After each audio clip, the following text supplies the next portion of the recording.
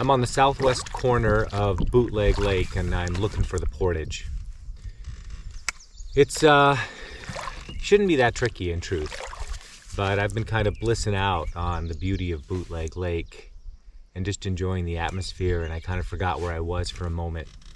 But I think that I'm headed in the right direction now. You can see that the lake kind of, the shore flattens out and it heads in a somewhat southwesterly direction, and then it dramatically turns to a slightly more southeasterly direction.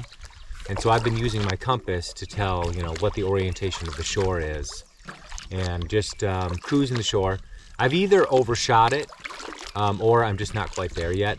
The other thing I'm looking at is I'm looking at the landscape, I'm looking at the topography, and from what I can tell, the spot I'm looking at now is the low point, and that's something you can usually use as a way to just kind of, you know, tell where a portage trail might be.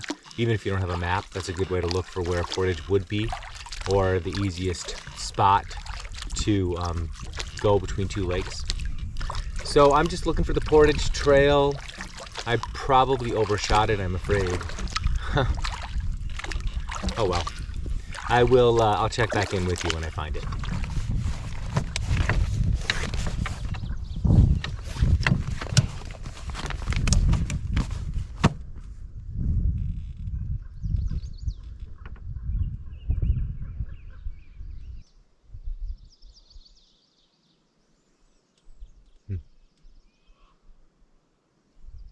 Looks promising. Looks like it might be right over there. I mean, one advantage of turning around and going the other direction to look for a portage trail is that getting away from the shore a bit, it's possible to look and see the topography. So, I don't know, it's just a series of hypothesis tests comparing the map to the land features, but I think I see it. I think that it's right over here. Well, I'm happy to report that the mission was successful. I did find the portage trail, as you can see behind me. It's a very poorly used. I mean, it's a good portage trail. It looks like a good portage trail, but it's obviously not used very often. It's not a heavily traveled portage trail, or maybe it's just an artifact of being early spring. But if you look at it, you can see that there's all sorts of grass grown up and club mosses.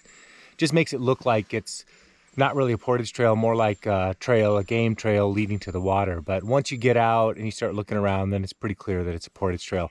You know, it has the typical stuff. It has a place where you can, you know, sort of gather gear, and it's relatively wide open right on the shore, relatively shallow, easy to pull out.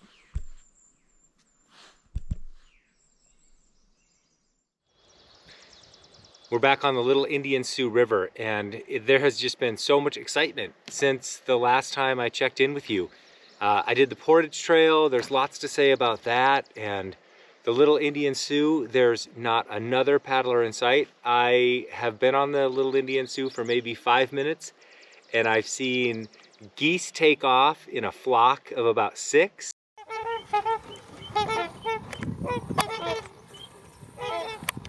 I saw 2 deer. I hardly ever see deer in the Boundary Waters. I think I've only seen deer in the Boundary Waters one other time. In all the years that I've been going to the Boundary Waters, I think I've only seen it one other time have I actually seen deer.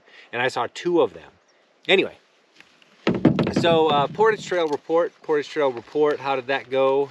You probably want to know, I imagine. And you know, we went through a little bit of difficulty trying to find it. We found it, and it went well. It's a good portage trail. I saw some of the most amazing wolf scat I've ever seen. It had to have been wolf scat. I mean, I guess I don't know technically the difference between wolf and bear scat. That's something that I'd like to learn, but I mean, it was wolf or bear scat because it had lots of bones in it and it had lots of hair in it. And I saw 2 big clumps of that scat.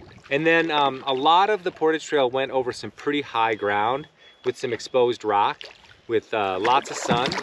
And as you might expect, it's just, there are tons and tons of blueberries there. So there's lots of blueberry picking to be done on that portage trail. If somebody were to come back in late summer, they would be treated to a wide field of blueberries. Of course, you might be competing with the bears too. I did see some, what was clearly bear scat, you know, from overconsumption of berries. Their scat will get very runny, very diarrhea-like. And there was plenty of that on the rocks too. Other than that, the Portage Trail was just loaded with ticks. I've picked off 20 ticks if I've picked off one. I tried to get some footage of them on my pants. There was a point at which I had about 8 climbing up my legs on my pants. I had some get underneath my pant legs, and so I had to take them off with the tick tool. So there were quite a few ticks on the Portage Trail too. Otherwise, not a lot going on. Oh, there's those deer again. I can see their tails. They're going this way now. That's different than the way that they left. When they left, they went downriver. Now they're going upriver. So anyway, I think I have a change to my route. There's another strong wind coming from the south today. So I think that given that there's a strong wind coming from the south, given that it is a very long portage over to trout and little trout, and then another long portage over to pine, I think I'm going to do a route change. And the route change will be that rather than doing the 300 rod over to trout and possibly confronting the strong southerly winds and big waves that might pin me to little trout, rather than doing that, I think what I'll do is I'll go ahead and I'll continue to go up the Little Indian Sioux, and I'll go all the way to Cummings Lake, and I'll do Cummings Lake, and I'll essentially just reverse the route. I think that'll be good because that'll put those big portages at the end of the trip rather than at the beginning of the trip when I still have, you know, a bunch of food and my outfit isn't totally tight yet. So I think that I'm going to go ahead and I'm going to do that. That means I'm going to have a lot of little portages today before I get to Cummins, but I think that'll be fine. And another factor is the weather is coming. I know that we're going to get some rain here. Starting tomorrow. It looked like it wanted to do something this morning, but it's definitely coming tomorrow and Friday. So if I do get pinned by weather, I think I would rather get pinned at Cummings. I think that there's more to do there. I could go over and I could do there's 2 big portages that go into Cummings, at least 2 big portages. And then there's some good paddling right south of Cummings that had, you know, just like lots of small lakes and small channels and that kind of thing that I could check out. Whereas if I'm in Pine, I'm kind of stuck to Pine, and then I'm stuck to Pine Creek, which I don't know, that might not be awful, but I just think it might be a little better overall. I guess what I'm really saying is that Cummings is not going to be a disaster if I get pinned there by weather.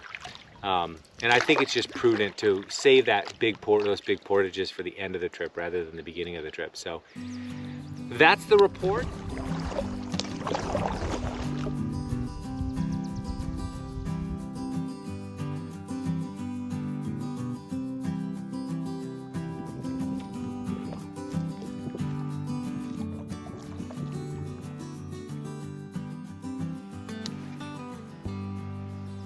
We are making some progress on the Little Indian Sioux. Water levels are slightly lower than they typically are. You can tell just by looking at the shore. This should be about as high as the water will get for the Little Indian Sioux. Generally, early spring is the time to paddle any of these rivers. I may have miscalculated just a touch. We'll see. By continuing to paddle up the Little Indian Sioux, I'm now battling winds that are being funneled. I don't know exactly which direction they're originally coming from, but they're being funneled down the channel of the river, and they're effectively, for me, they're a headwind. And then also I'm dealing with some pretty heavy current, actually. The current here is decent. And so I have 2 forces that are pushing against me, that are attempting to push me back as I attempt to move forward. But it is approximately, it's 12:30 now. I love to camp by 12:30, but that's not going to happen today, and maybe not very much on this trip, because as the forest ranger pointed out, this is an ambitious trip, and it is. So I will continue to move forward. I think that I should be able to make it there. Gosh, fingers crossed. I'm just going to cross my fingers here and hope that I get there by, you know, at least by supper time, by 4 or 5, I get to Cummins.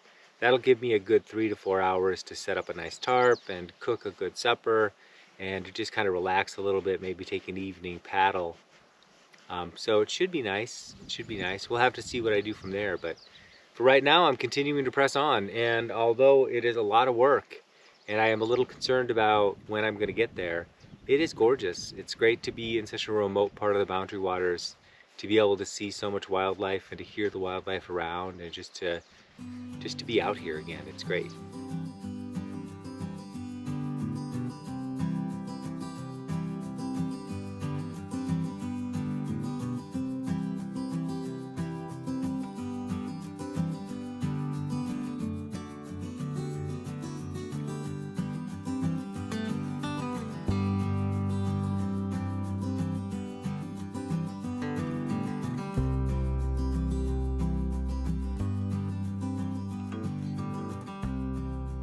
It seems that we are at the first portage. The first portage is on the right-hand side of the river, coming upriver, and it is a small rapid that is clearly nothing that anybody could run, and certainly with this level of water. It would need a lot more water to be a runnable rapid, and then only maybe.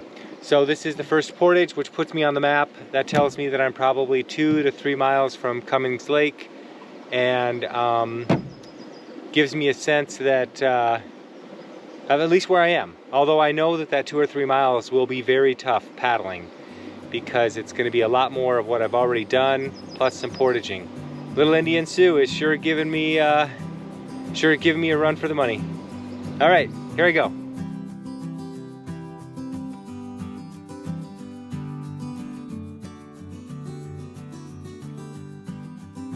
40-rod portage is done. I'm back in the boat. I'm moving again. We'll see how the river operates after that first big portage. Looks like water levels are a little better. The current is not as rough. That portage starts, well, the rapids start with a big beaver dam and then continue on from there as just your traditional rapids. The portage, like I said, is unremarkable. I'm also back in here now with enough cover. I'm now against that ridge on the top of which is Chad and Buck Lake. And back here, what's nice is that wind must be coming from the south, or it must be predominantly southerly, because here I'm not getting any wind at all. And that's a sword that cuts both ways. Right now, though, I'm happy with the way that it's cutting, because I do have more bugs, but I don't have the wind that I'm contending with anymore, which is fantastic.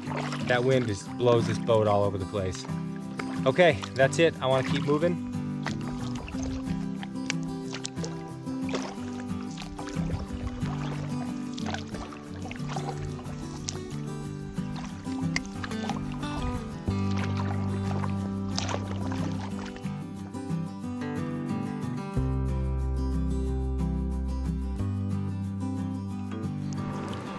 This must be portage prime time, because we are at another portage trail so quickly.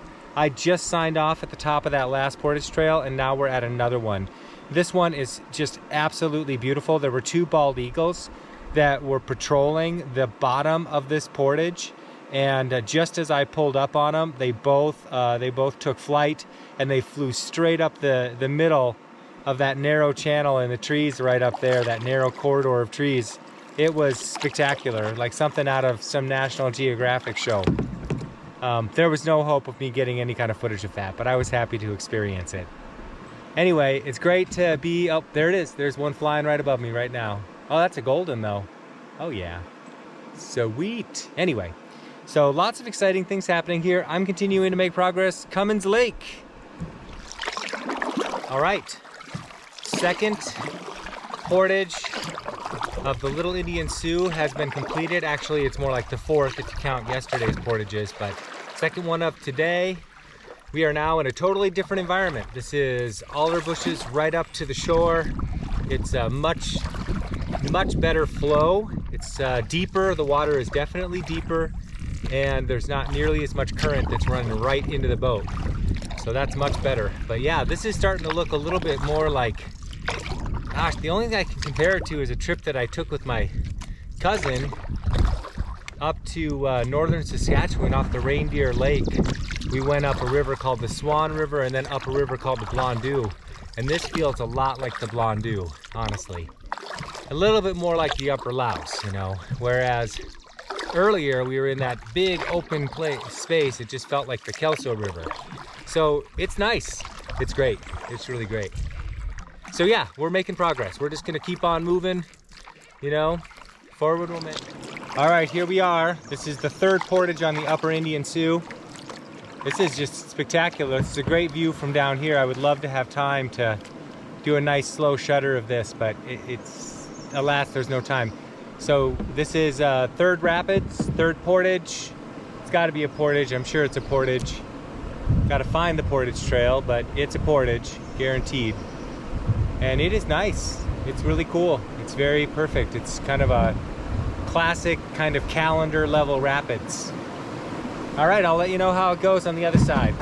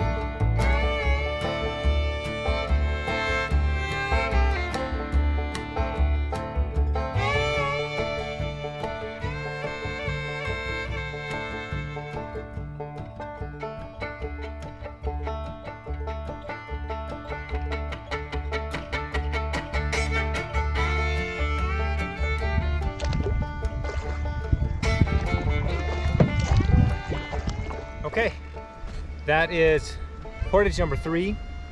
In the first set of portages, it's like 3 portages. The next set is 4 portages. That's on the map. That's what's on the map. There may be some other stuff that I have to deal with in terms of beaver dams and that kind of thing. But by and large, the portages, the trails are relatively clear, not a lot of mud, not a lot of drama on the portage trails. Nice portages though, nice area.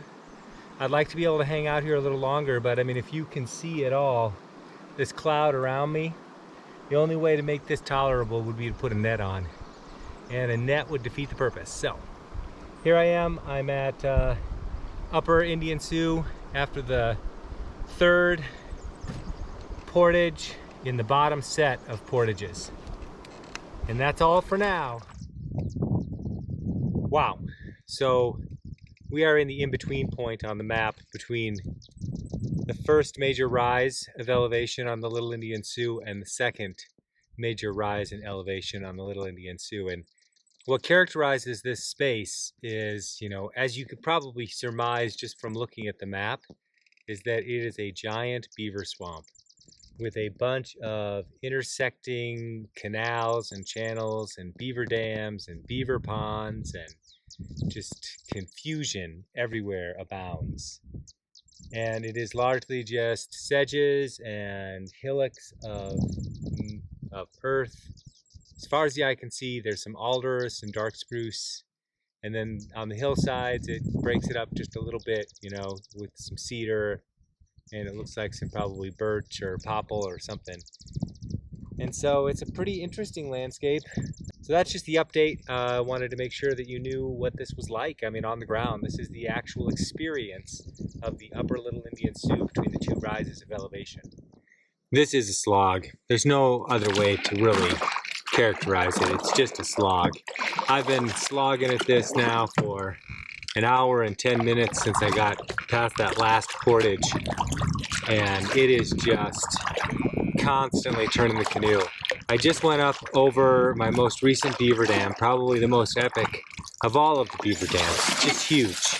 Just got over that, and it's always nice right after a beaver dam. The river widens out and it doesn't have near the current.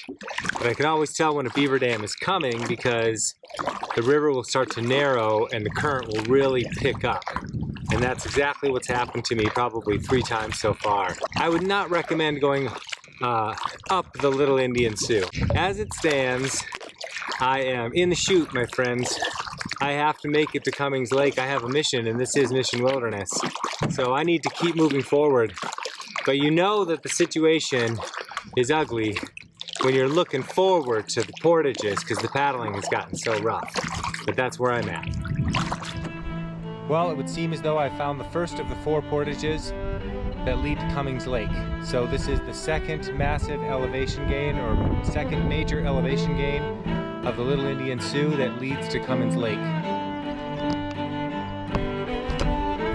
We just arrived at portage number 2 of hopefully 4.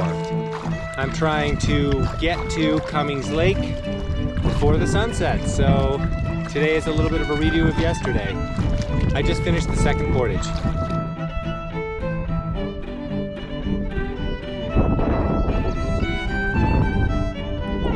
We have arrived at what we hope is portage number 3 of 4 into Cummings. I just completed what is actually portage number 3 of 5. I looked at the map again and I can see that the junction of the 2 maps had me just a touch confused as to the total number of portages, but we just completed 3 of 5. We are now officially at portage 4 of 5 into Cummings Lake. Okay, here we are. We've completed portage 4 of 5 into Cummings Lake. It would appear as though we have come upon our 5th and final portage into Otter Lake, which will then take us into Cummings Lake. All right, here we are, folks. We made it. 5 of 5. I am now paddling on an honest-to-goodness lake. Feels like a very long time. This is Otter Lake. It is connected to Cummings Lake. I hope there's not one more portage because, as you can see by the fact that I have this net on my head, we are now in summer rules. So in the summertime, as you probably know if you've been up here in the Boundary Waters, when the sun starts to set, the mosquitoes come out in force. Well, there was a bonus portage. This one's not on me. This was a map error. There is in fact a small rapid going from Cummings into Otter Lake. It looked like under higher water conditions it might be lineable, but to the extent that I had to get out of my boat, I had to unload it and reload it again. I'm calling it a portage because I in fact portaged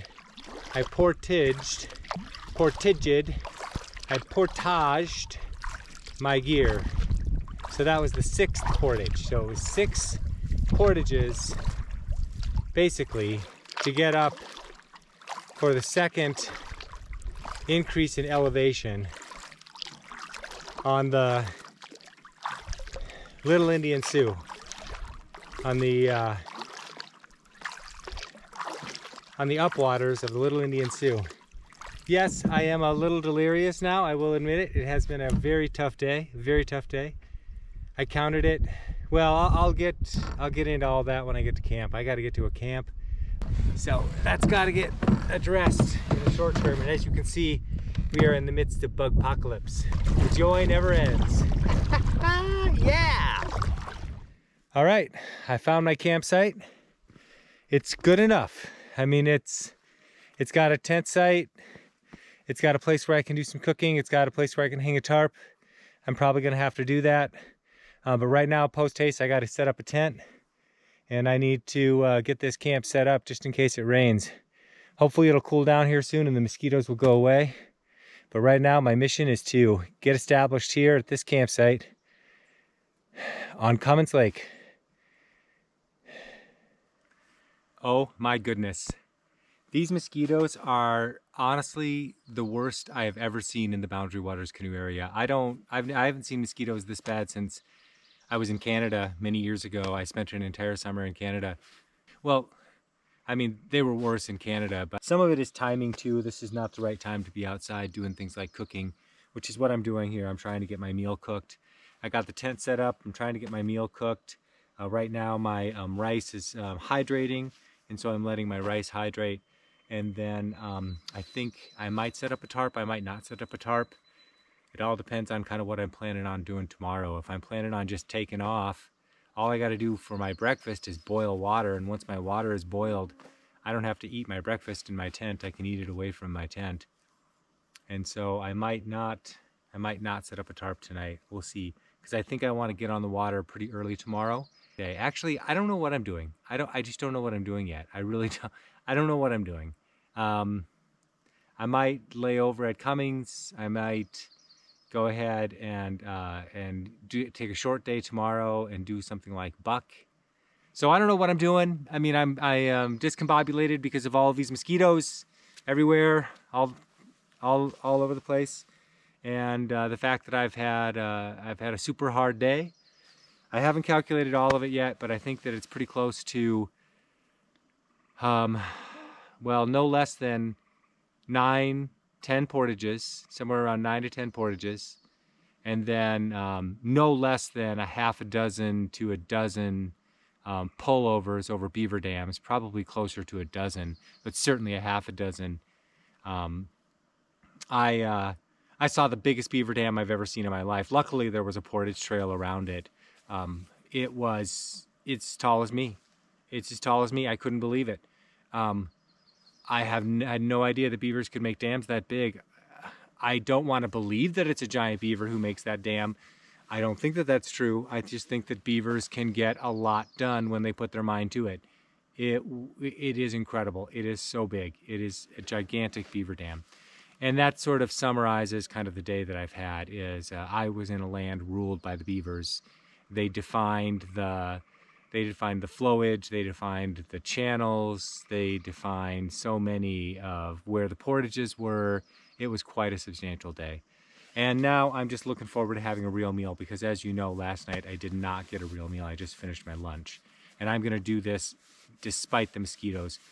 I can only hope that it'll cool off enough that the mosquitoes will go away, but I'm also not confident of that because now it's overcast. And whenever it's overcast like this, what happens is it just holds that heat in and then extends the period of time that the mosquitoes are going to be out for even longer. You know, what you really want is a nice clear night because then it gets cold pretty fast, especially at this time of year. But boy, this does not feel like May 18th. This doesn't feel anything like May 18th. This feels like June 18th. Temperature-wise, bugs-wise, even the water is not super cold. I had planned on the water being cold. I mean, I packed for a shoulder season trip. I have mittens. I have mittens in my outfit. Mittens. Mittens for this. So, it's been a wild day. It's been a wild day on Mission Wilderness. This is the last natural light we have. I just need to finish up some chores and get some food in me and get a very well deserved night of rest.